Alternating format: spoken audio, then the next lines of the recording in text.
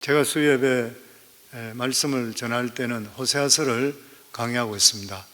주경학자들이 이야기할 때에 오늘날 신앙생활하는 그런 모습들이 호세아 시대와 거의 비슷하다, 그렇게 이야기하고 있습니다. 그 말은 그만큼 상당히 심각한 지경에 이르렀다는 것이죠. 우리는 보통 불신앙이라 한다면 하나님을 믿지 않는 바깥 사람들, 교회 바깥 사람들을 생각합니다.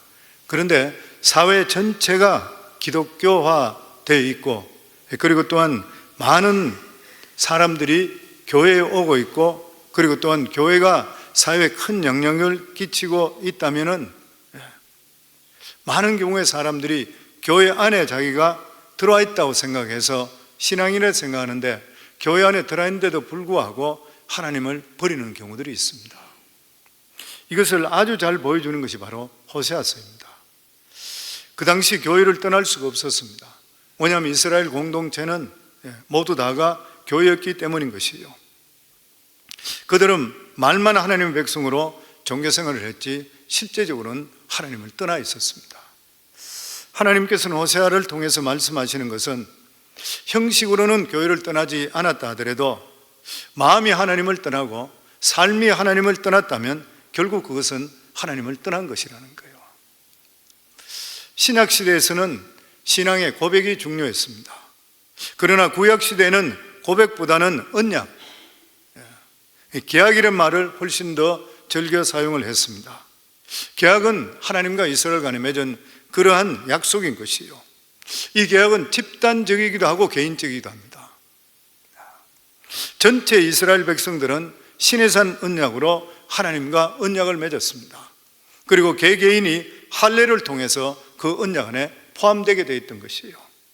그런데 이 호세아서의 중요한 메시지는 이스라엘 백성들이 하나님의 언약에 충실하게 살지 않았기 때문에 하나님께서 언약을 파기한다는 거예요.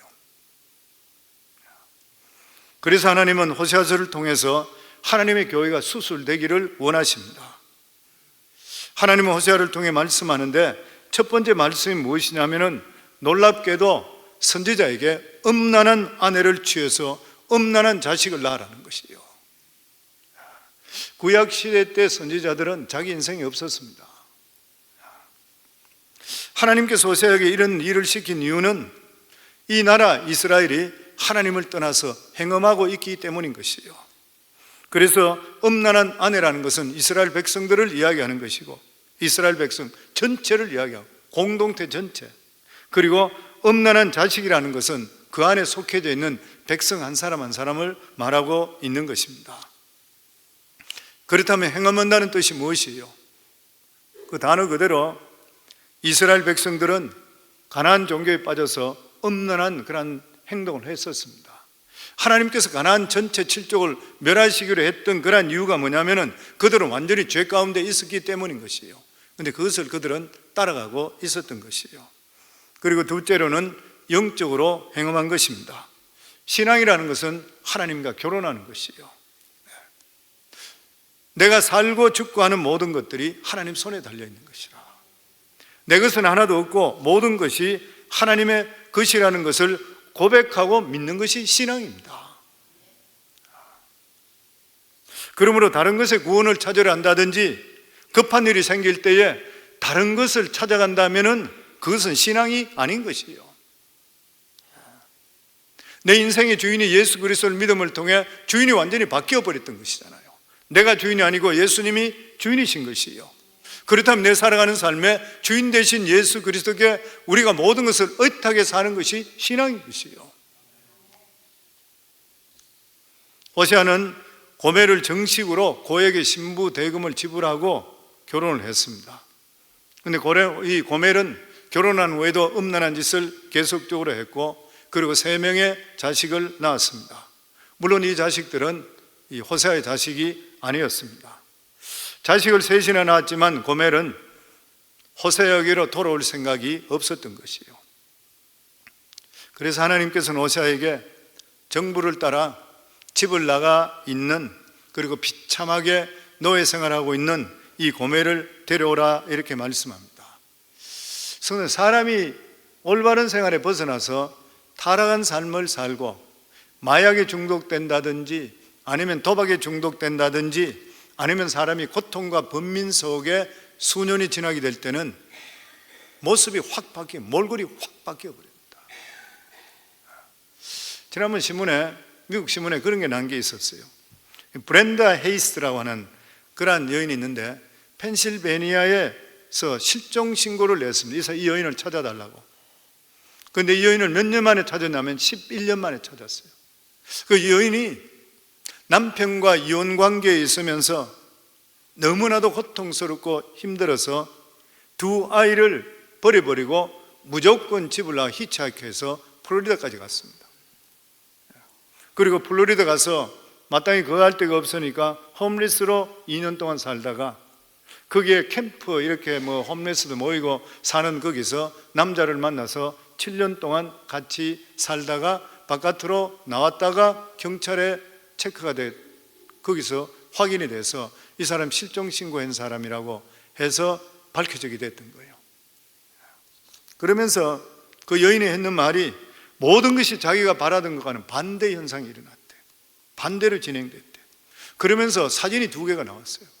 그 신문에 사진이 2개 나오는데 처음에 나갈 때 11년 전에 얼굴 인물이 좋더라고 보니까 11년 지났는데 홈레스 2년 마약이나 이런 것도 같이 하고 7년 동안 이상한 남자하고 살고 형편없이 사는 거 얼굴이 완전히 한 호호 백발같이 바뀌어버려요.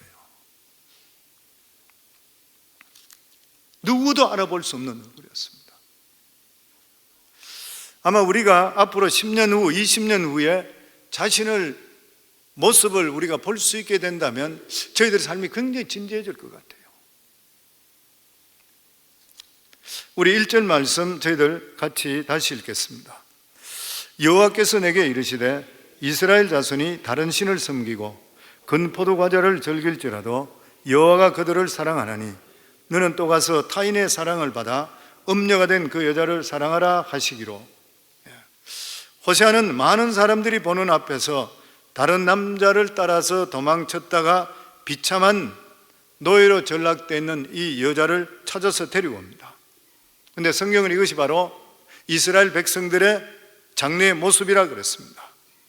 고멜은 정말 이 여자가 고멜에 갈 정도로 형편없이 몸도 말랐고 몰골도 수척되는 거예요. 옛날에 오만한 그러한 자세는 찾아볼 수도 없는 것이고 가난과 비참함과 마약에 쩔어 있는 그러한 모습이에요. 이게 바로 장래 이스라엘 백성들의 모습이라는 거예요. 그럼 호세아는 왜 고멜을 다시 데려와야 되는 것이에요? 하나님께서 이스라엘 백성들을 사랑하기 때문인 것입니다. 그런데 그때 이스라엘 백성들의 상태는 가진 것을 다 빼앗겨버리고 아무것도 의지할 것 없는 노예 상태의 이스라엘의 모습이었습니다. 이스라엘 백성들이 가나안에 누리는 축복은 한마디로 말한다면 오늘 여기 1절에 나온 말씀대로 금포도 과자, 금포도 떡을 즐기고 있었다 그랬습니다. 만나만 먹던 그런 백성이 가나안 땅에 들어가 보니까 곡식도 있고 포도도 있는 것이요. 특히 떡 안에 금포도를 넣는 것 얼마나 맛있는지 몰라 자기들이 맛을 본 적이 없는 거예요. 그러니까 자기들이 가나안의 땅에 살면서 하나의 행복의 대명사가 뭐냐면 금포도 과자였었습니다. 하나님은 이스라엘 백성을 인격적으로 사랑하셨습니다. 그들이 광야에 있든지 가나안 땅에 있든지 오로지 한 분 하나님만 의지하고 살기를 원했던 것이요. 그리고 이스라엘 백성들도 그렇게 하겠다고 언약을 했습니다. 그런데 가나안 땅에 들어가 보니까 세상이 완전히 달라져 버린 것이요. 이곳 생활은 아주 안정이 되어 있고 모든 것들이 풍성했습니다. 특히나 광야처럼 저절로 하늘로부터 내려오는 것도 없고 모든 것들은 가나안 땅에서 만들어야 돼요. 농사를 지어야 되는 것이요. 그렇기 때문에 그들은 농사를 지어야 됐고 머리를 써서 돈을 벌어야 되는 것이요. 물론 처음에는 자기들에게 하나님께서 이렇게 젖과 꿀이 흐르는 가나안 땅을 주신 것에 대해서 하나님께 늘 감사했습니다. 그런데 계속 그렇게 살다 보니까 하나님을 자꾸 잊어버리게 되는 거예요. 여기서는 모든 것이 하나님이 주는 것이 없습니다. 광야에 살 때는 하나님 없으면 만나를 먹을 수 없고 머리 반석에서 물이 나오지 않으면 목말라 죽게 되는 것이에요. 그런데 가나안 땅에는 하나님이 계시든지 안 계시든지 별로 상관이 없고 느끼지를 못하는 것이요, 초자연적으로 얻는 것도 하나도 없었습니다. 씨를 뿌리면 열매가 맺히는 것이요, 신앙이 좋든지 나쁘든지 수확하는 것을 볼 때는 별로 상관이 없는 것이요, 오히려 신앙 없이 사는 사람 같은데 더 잘 풀리는 그런 모습도 볼 수 있게 되는 것이요. 이스라엘 백성들은 가나안 땅에서 정상적으로 노력하고 활동해서 얻은 것들을 하나님께서 주신다고 생각하기가 어려워지기 시작했습니다. 당연히 받는 거라 생각했어요. 그래서 그들은 가나안 땅의 축복을 잃지 않기 위해서 가나안에 더욱더 충성을 했습니다. 그 생활에 훨씬 더 충실했어요. 가나안에 충실했다는 게 무엇이에요? 가나안 사람들이 섬기는 가나안 신을 섬기기를 시작했던 거예요. 가나안 땅에 살아남기 위해서는 하나님 능력으로만 안심이 되지 않고 세상을 따라가야 된다 생각했던 것이에요. 보면 그들은 자신들이 가나안 신을 잘 섬긴 대가로 받았던 축복이 뭐냐면 금포도 과자, 금포도 떡이라 생각했습니다. 그런데 하나님께서 보여주신 결과는 바로 비참한 고멜의 모습이었습니다. 고멜은 음행을 좋아했습니다. 왜냐하면 음행할 때마다 남자들이 좋은 말도 해주고 선물도 많이 주기 때문인 것이에요. 이게 음행의 값이었습니다. 그러던 어느 날 아예 그 사람을 따라가 버리는 거예요. 많은 선물을 줄 것이라고 따라갔는데, 그리고 완전히 가출했는데 이 남자가 사기꾼인 거예요. 결국 인생매매에 팔리게 된 것이고 가장 비참한 지경에 살게 되었던 것이에요. 노예가 되어서 고생할 대로 고생하는 고멜의 모습, 이것이 바로 이스라엘 백성들의 장래의 모습이었습니다. 이스라엘 백성들이 생각하지 못한 것이 무엇입니까? 그들은 특별한 하나님의 백성이라는 사실을 잊어버렸던 거예요. 그들이 이 세상에 사는 것은 순전히 하나님의 도우심 때문이었고 하나님께서 택하셨기 때문인 것이요, 자신들의 힘으로서는 도저히 가나안 땅을 차지할 수가 없는 것입니다.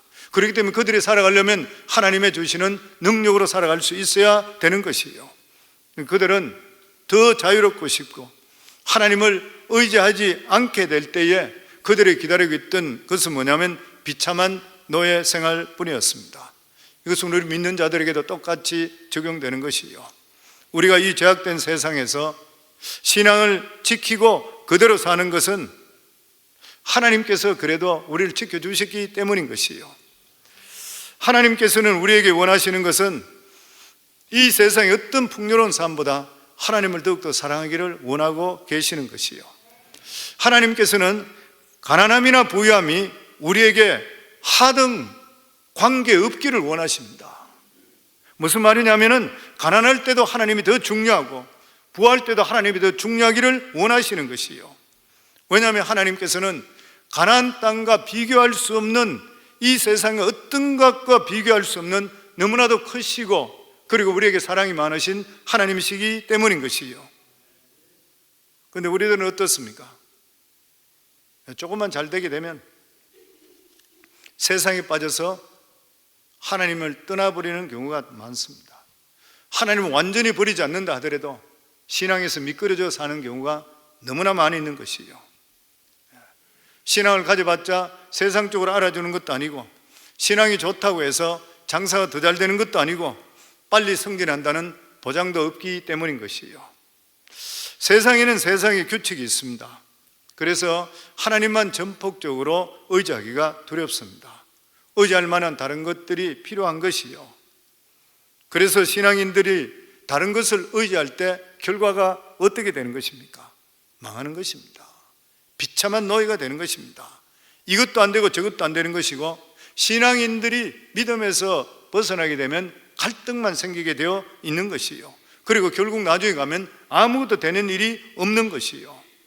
성도님들, 하나님은 초자연적인 것만 우리에게 주시는 분이 아니신 것이요, 가나안 땅 전체를 주신 것도 하나님의 선물인 것입니다.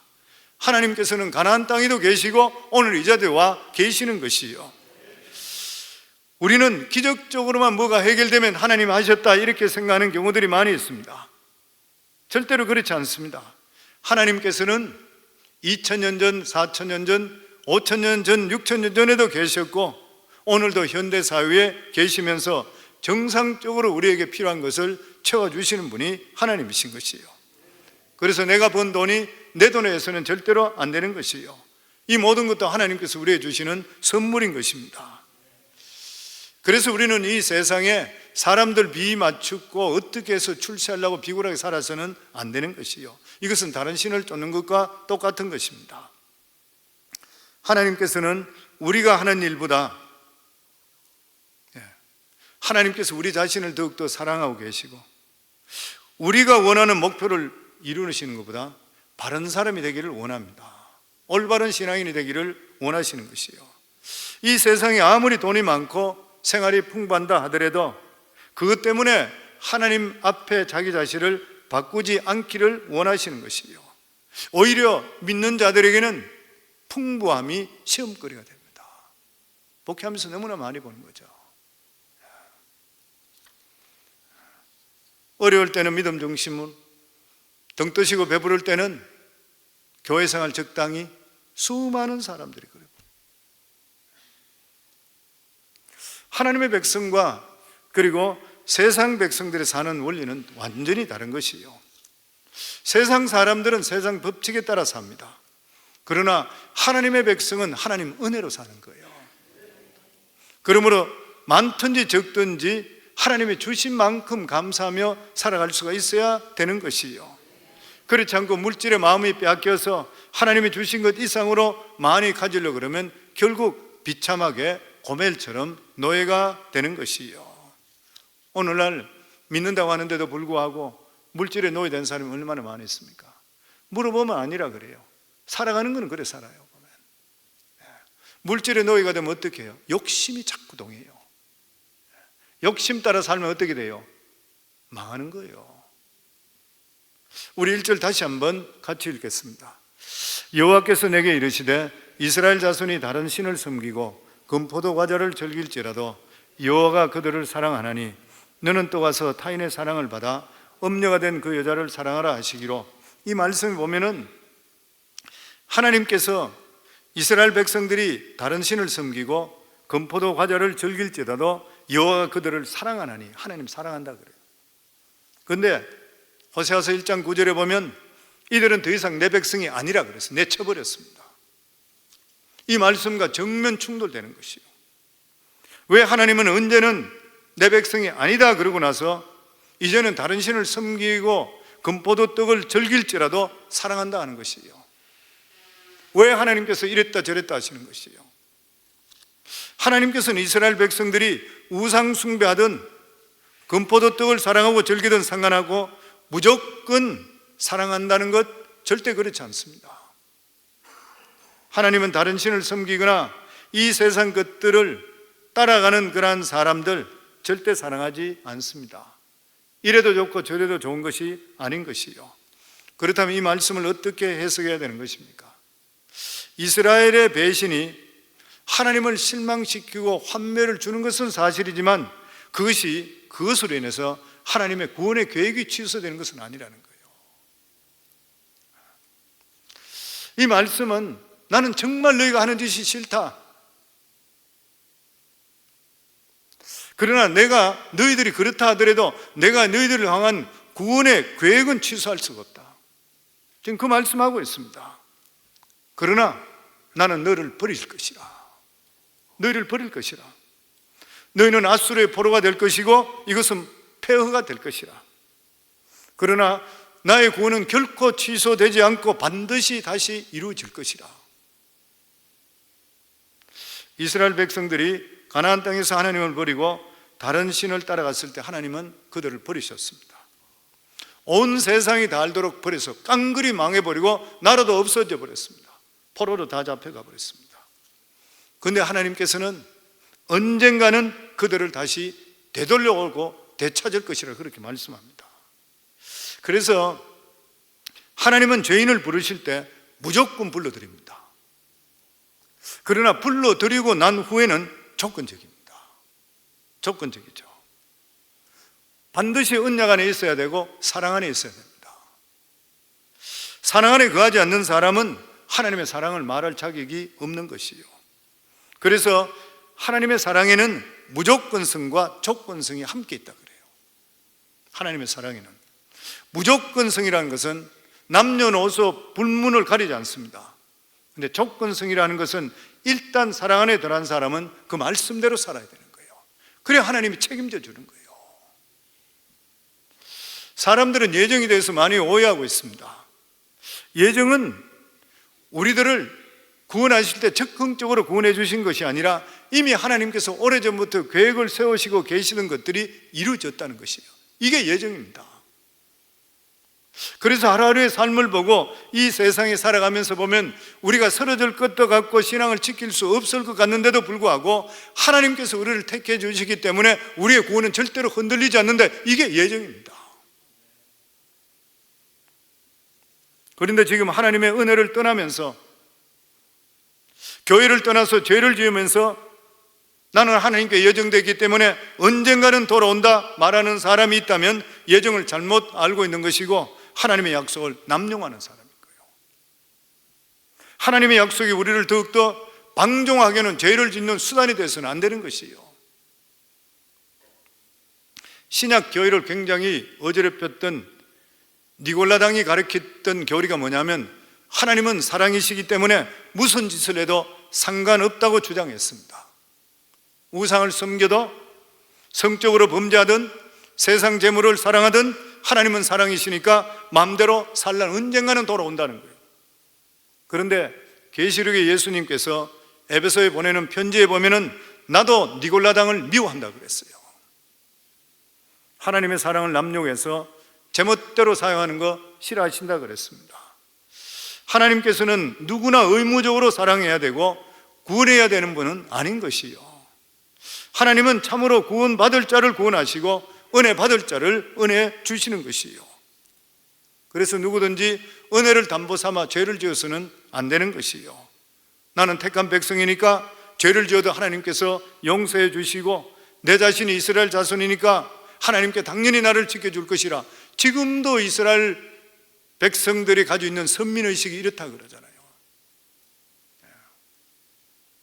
맥커린 바이블 처치의 란 파운더 초대교회 목사였던 란 살로몬 목사님 간증에 나와 있잖아요. 거기도 자기는 이스라엘 사람이기 때문에 랍비한테 배운 것이 뭐냐면 우리는 하나님의 택한 선민이기 때문에 네가 무슨 짓을 하더라도 하나님께서 너를 버리지 않는다. 그래서 마약하고 아편하고 완전 젊은 시절에 타락했다가 완전 자기는 인생길 망하다가 예수 믿고 구원받고 완전히 바뀌어서 목회자가 되는 거예요. 그래서 이 1절에 있는 말씀을 풀이하게 된다면 이스라엘은 실패하지만 하나님은 결코 실패하지 않으신다. 하나님은 저항할 수 없는 능력으로 구원할 자를 반드시 구원해 주시는 하나님이신 거예요. 그런데 하나님께서 이스라엘 백성들을 구원하시려면 어떻게 하셔야 됩니까? 그들이 구원을 기뻐하고 감사할 수 있는 상태로 만들어야 되는 것이요. 그렇다면 무슨 말이에요?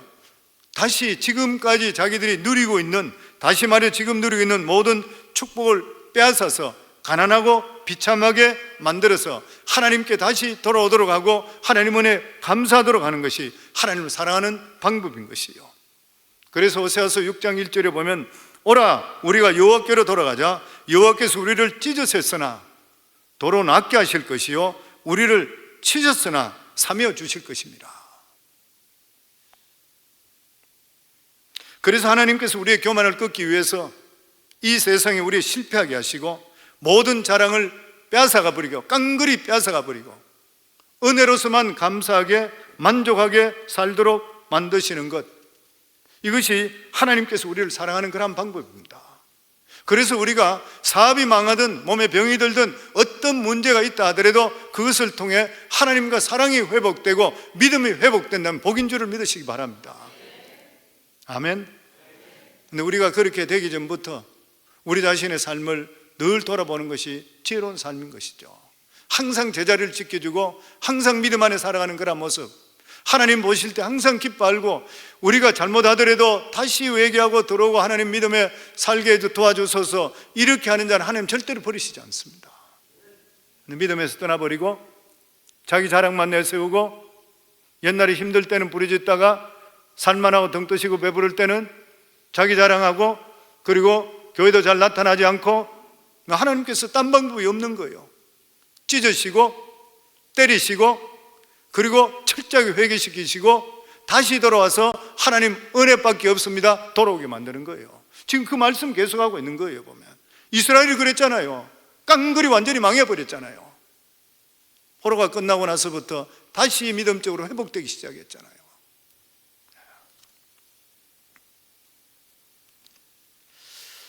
하나님께서는 이스라엘 백성들을 어떻게 사랑했습니까? 다른 신을 섬기고 나쁜 짓을 하는데도 불구하고 좋다 좋다는 눈먼 사랑이 절대로 아니십니다. 그리고 모든 재물과 땅을 다른 나라에게 뺏기게 하시고 비참한 모습이 되게 해서 자신의 모습을 똑똑히 포기했던 거예요.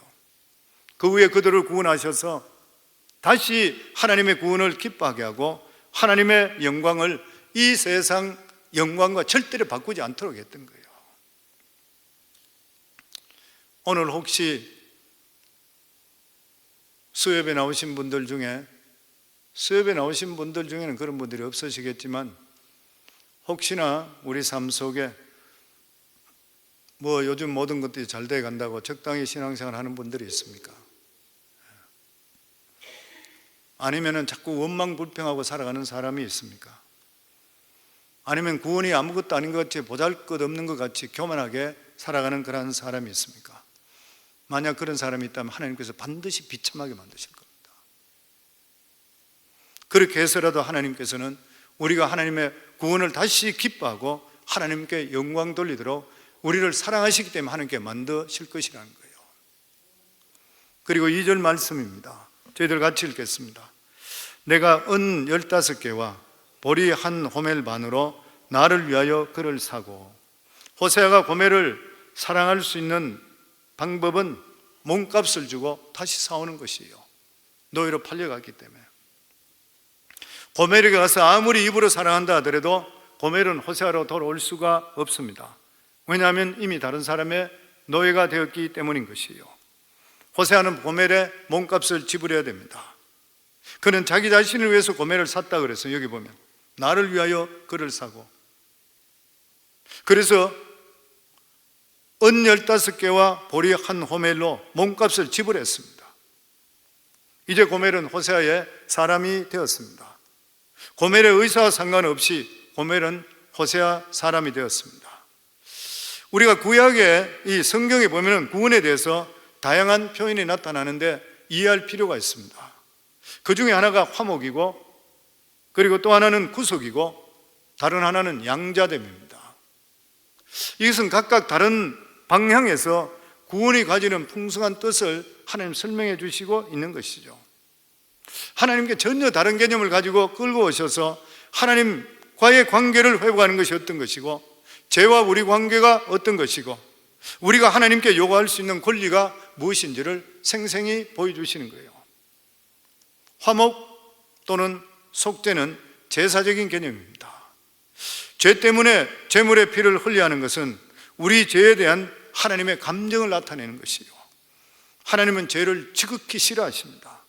그리고 죄의 값은 죽음으로 지불해야 되기 때문에 피를 상징하는 것이요, 그래서 은혜의 하나님을 만나기 위해서는 반드시 피를 흘려 죽어야 되는 거예요. 왜냐하면 죄가 해결되지 않고는 하나님을 만날 수가 없기 때문인 것입니다. 그래서 우리는 그리스도의 피가 필요한 것이에요. 그리고 구속은 경제적인 개념입니다. 영어는 redemption이라고 그러죠. redemption은 값을 주고 샀다는 뜻인 거예요. 값을 주고 샀다. 다시 말하면 뺏긴 것을 돈을 주고 다시 얻었다, 물렀다 이 말이에요. 무르게 됐단 말이죠. 속량이나 랜섬이나 속전이나 비슷한 뜻인 것이죠. 그러니까 이 구속은 경제적인 개념은 노예된 사람의 몸값을 주고 다시 내 사람으로 만들었다는 거예요. 몸값을 주었기 때문에 옛 주인과는 상관이 없는 것입니다. 이제 새 주인 말만 들으면 되는 것이죠. 그래서 구원의 경제적인 측면은 우리의 구원의 확실성을 보장합니다. 왜냐하면 비싼 대가를 지불했는 것이죠. 그래서 지불했기 때문에 이 구원은 취소될 수가 없는 것입니다. 호세아는 고멜을 위해서 은 15개와 보리한 호멜반을 지불했기 때문에 고멜은 다시 노예 생활로 돌아갈 필요가 없는 것입니다. 전 주인이 고멜을 아무리 부려먹으려 한다 하더라도 그만한 만약에 다시 부리려면 다시 대가를 주고 다시 사야 되는 것이요. 성경은 우리에게 구속되었다는 표현을 많이 쓰고 있습니다. 아주 비싼 대가, 누구인 것이요? 예수 그리스도의 보혈의 피입니다. 하나님의 아들의 생명으로 바쳤던 것이요. 이것은 단순한 피가 아닌 것이요, 값으로 따질 수 없는 그러한 피인 것입니다. 우리의 구원이 취소되려면 이만한 대가를 지불해야 되는데 이 세상에 어떤 것들로 하나님의 아들의 피를 대가를 지불할 것이 없는 것입니다. 그래서 예수 그리스도의 보혈의 피로 구원받은 자는 절대적으로 구원이 취소될 수가 없는 것이요. 양자됨이라는 것은 법적 사회적 개념입니다. 우리를 아들로 삼으셨다는 것은 하나님께서 우리에게 권리를 주셨다는 거예요. 탕자의 예화에 나오잖아요. 보면 탕자가 돌아왔을 때에 반지를 주면서 지위를 회복시켰습니다. 우리들도 예수 그리스도로 말미암아 하나님의 양자 되었다 그랬어요. 그러면서 예수님은 십자가에 달리기 전에 굉장히 중요한 말씀을 하셨습니다. 요한복음 16장 15절에 보면 무릇 아버지께 있는 것은 다 내 것이라 그러므로 내가 말하기를 그가 내 것을 가지고 너에게 알리리라 하였노라. 우리는 이 땅에 있으면서도 하늘에 있는 모든 것을 다 가질 수 있다는 거예요. 왜냐하면 모든 것을 아들에게 주셨기 때문에 아들이 가진 것은 모두 우리 것이기 때문이라는 것이요. 그래서 우리들은 세상에 맞춰 사는 것이 아니라 하늘 것을 끌어당겨서 사는 사람들. 무엇으로? 말씀으로, 기도로. 그렇기 때문에 성도님들, 우리 믿는 자들은 땅을 바라보지 않고 하늘을 바라보기를 주 이름으로 축원합니다. 사무엘상 2장 6절에 보면 여호와는 죽이기도 하시고 살리기도 하시며 서울에 내리기도 하시고 거기에 올리기도 하시는도다. 생명의 주인 되시는 분은 여호와 하나님 우리 아버지시죠. 민수기 23장 19절에 보면 하나님은 사람이 아니시니 거짓말을 하지 않으시고 인생이 아니시니 후회가 없으시도다. 어찌 그 말씀하신 바를 행하지 아니하며 하신 말씀을 실행하지 않으시랴. 아멘. 호세아는 돌아오는 길에 고멜에게 뭐라고 말하며 3절입니다. 저희들 같이 읽겠습니다. 그에게 이르기를 너는 많은 날 동안 나와 함께 지내고 음행하지 말며 다른 남자를 따르지 말라. 나도 내게 그리하리라 하였노라. 무슨 말인 것입니까?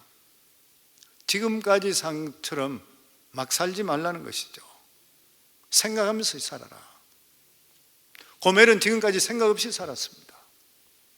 닥치는 대로 눈에 보이는 대로 살았던 것이요. 그런데 지금 호세아가 말하는 것이 무엇이에요? 너 좀 이제 생각하며 살아라. 네 자신이 누구며 내가 누군지를 알고 살아라. 그 말인 것이잖아요. 이 말이 하나님께서 하나님 백성에 주시는 말씀 똑같습니다. 구원받은 후에 우리 자신을 생각해 볼 필요가 있는 거예요.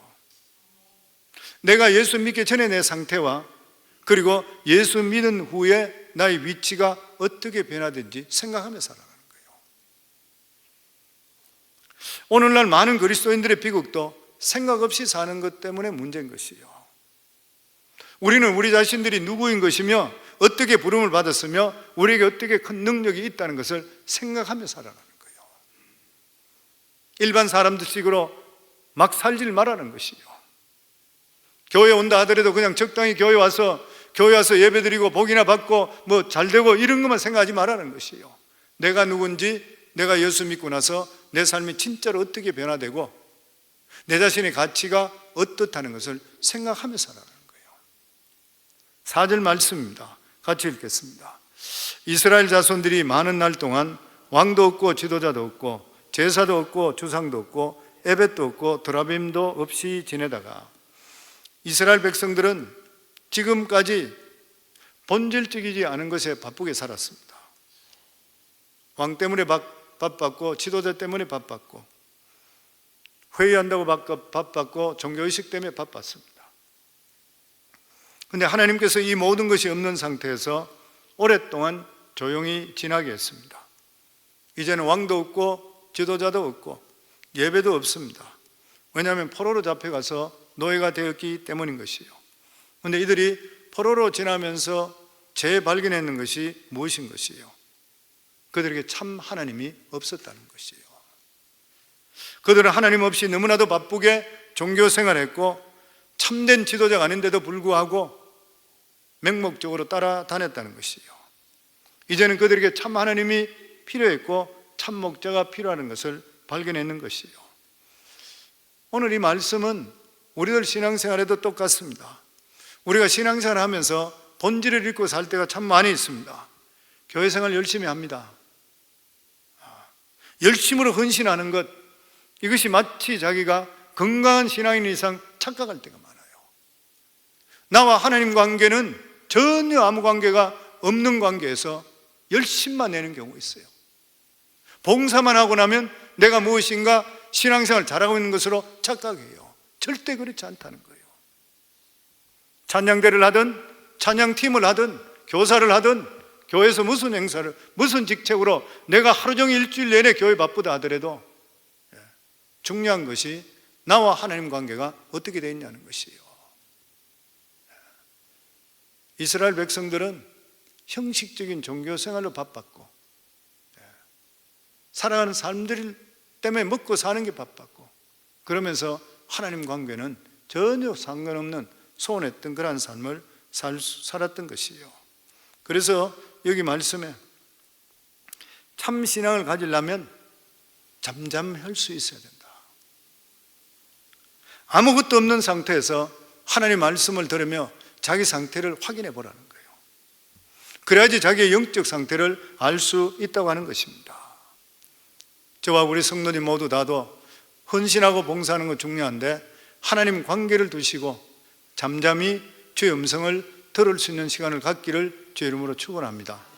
그리고 마지막으로 5절 말씀 같이 읽겠습니다. 그 후에 이스라엘 자손이 돌아와서 그들의 하나님 여호와 그들의 왕 다윗을 찾고 마지막 날에는 여호와를 경외함으로 여호와와 그의 은총으로 나아가리라. 하나님께서는 다윗을 통해 영원히 다스리겠다 약속하셨습니다. 이것이 사무엘하 7장에 나오는 다윗의 언약입니다. 하나님께서 다윗 왕가를 통해 다스리겠다는 것은 다윗이 왕이라는 뜻이 아닌 것이요, 하나님이 왕이시고 다윗은 대리 왕이라는 것입니다. 그래서 다윗은 항상 자기를 왕이라 생각 안 했습니다. 자기는 하나님의 인도함을 받을 하나의 양이라고 생각했어요. 그래서 여호와는 나의 목자시니, 하나님께서 다윗을 내 마음에 합한 자로 한 이유가 어디인지 아세요? 사울 왕은 자기가 왕으로 생각했지만 다윗은 한 번도 자기가 왕으로 생각 안 했어요. 이스라엘 왕은 여호와 하나님이시고 자기는 그의 기르시는 양이라 생각했던 것이에요. 우리들 삶도 마찬가지입니다. 성도님, 저희들 살아가는 삶도 내 삶의 주인은 하나님이시고 나의 모든 걸 이끄시는 나의 삶의 왕도 하나님이시고 나는 하나의 어린 양입니다. 부족합니다. 하나님 제발 저를 붙들으시고 이끌어 주시고 인도하소서. 이러한 모습으로 계속적으로 살아갈 때에 하나님께서 우리들도 마음에 합하다고 생각할 수 있게 되는 것이에요. 그러나 이스라엘 백성들은 다윗 왕가를 거부했습니다. 다윗 왕가를 거부했다는 것이요, 하나님의 통치를 거부하고 인본주의로 돌아섰다는 것입니다. 하나님을 믿는다는 것과 하나님께 통치를 받는다는 것은 원래 같아야 됩니다. 같은 말인 것이죠. 그런데 이스라엘 백성들은 하나님은 믿었지만 하나님의 통치함을 거부했습니다. 오늘날도 그런 경우가 얼마나 많은지 몰라요. 많은 사람들이 하나님을 믿습니다. 그런데 하나님의 통치함은 거부해요. 내 생각대로 해버려 보면.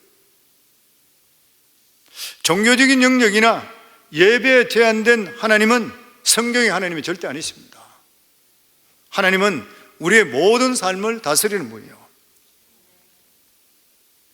하나님의 존재는 믿지만 하나님께서 내 삶에 통치하고 간섭하는 것, 다스리는 것을 거부하는 것은 죄인 것이요.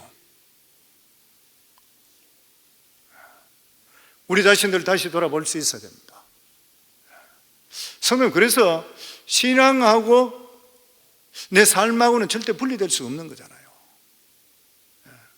많은 사람들이 신앙과 삶을 분리시켜 버립니다. 그래서 예배 중심적으로 살아라, 기도해라, 믿음적으로 돌아라, 모든 초점을 교회로 맞추고 스케줄에 맞추고 하나님 스케줄에 맞춰야 된다, 그런 것 같으면 힘들다 그래요. 힘들죠.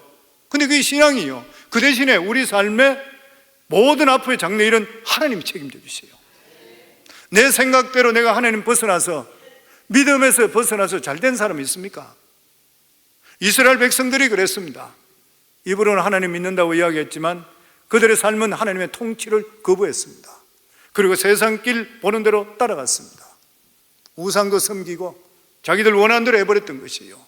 그래서 주경학자들이 이야기할 때에 오늘의 신앙의 모습은 이스라엘 백성들이 망할 때와 비슷하다 그래요. 오늘날 그렇잖아요. 수많은 교회들이 예배들이 없어지기 시작하고, 수많은 교회들이 주일날 한 번으로 없어져 버리고, 한 번 하고 끝나버리고, 적당히 주일만 왔다가 예배로 끝내버리는 그러한 경우, 교회가 행사장으로 바뀌는 이러한 일들이 얼마나 많은지 몰라요. 성도님, 신앙은 하나님과 결혼하는 것이고, 결혼 생활의 행복은 내 자신을 죽이고 상대에게 맞춰야 됩니다. 하나님은 옳으시고 우리는 틀린 것이에요. 그렇기 때문에 틀린 내가 하나님께 맞추셔야 돼요. 그것이 내 적성과 내 습성과 맞지 않는다 하더라도 이것이 습관화되고 하나님께 맞추게 될 때 그때부터 우리 속에 진정한 자유가 있을 줄을 믿습니다. 그리고 주님 앞에 설 때까지 우리들의 삶은 복된 삶이 될 줄을 믿습니다. 저는 오늘 오신 모든 성도님들이 하나님의 통치함에 기뻐하시고 하나님을 맞추시고, 그리고 순간순간 돌아보면서 내 자신의 신앙을 주님의 말씀과 비교하면서, 그리고 돌아보면서, 그리고 믿음으로 회복할 수 있기를 주 이름으로 축원합니다.